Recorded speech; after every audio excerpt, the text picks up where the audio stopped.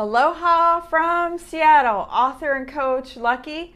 Stoked to be here in Seattle. I love it here. I've totally been enjoying my time, met with some old friends, met some new friends, and I'm really excited to kick off my 7-week book tour right here in the Emerald City.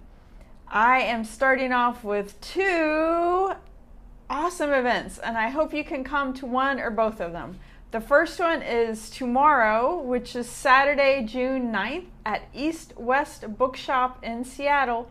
I'm offering a How to Quiet Your Mind Chatter talk and workshop from 7 to 8:30 p.m. You can go to eastwestbookshop.com or call the store to register for that. Love to see you there. My other event that I'm doing soon is on Monday, June 11th at 6 p.m. It's free.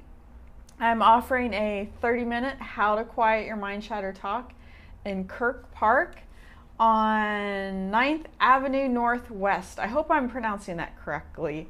I just Googled it and picked a park, and I'm really excited to be there and to offer this to the community.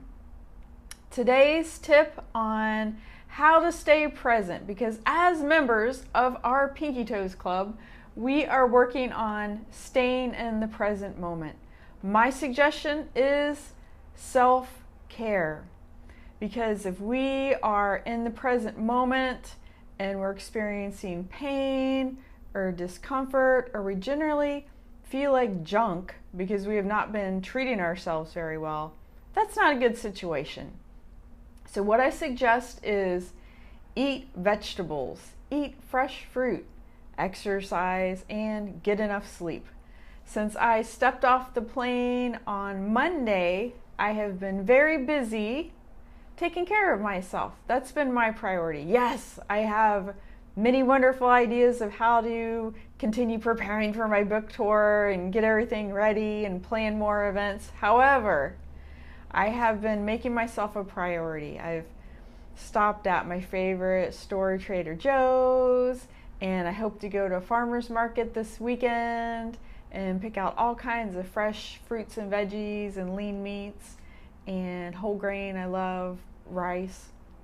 And I've been taking time to prepare food for myself, because yes, we are spiritual creatures, but we live in physical bodies, so we need to really make that a priority. Also, I have been exercising. I've been practicing my yoga every day.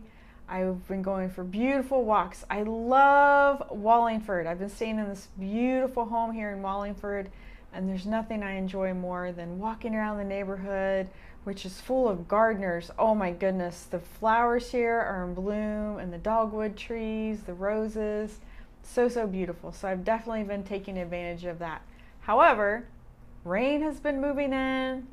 I went for a really pretty walk this morning, but the forecast is for a little bit of rain in the next few days. So I brought my umbrella, I brought my rain jacket, and I'm going to continue with my exercising regardless of outside circumstances. Also important, getting enough sleep.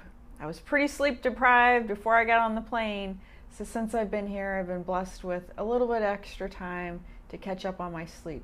Sleep is very restorative. It gives our bodies a chance to do that really important maintenance.